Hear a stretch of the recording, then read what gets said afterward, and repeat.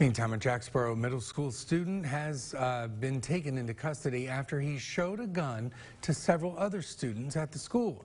According to the Campbell County Sheriff's Office, a parent called them on Monday saying their child told them that they saw a young boy pull a gun and marijuana out of his backpack.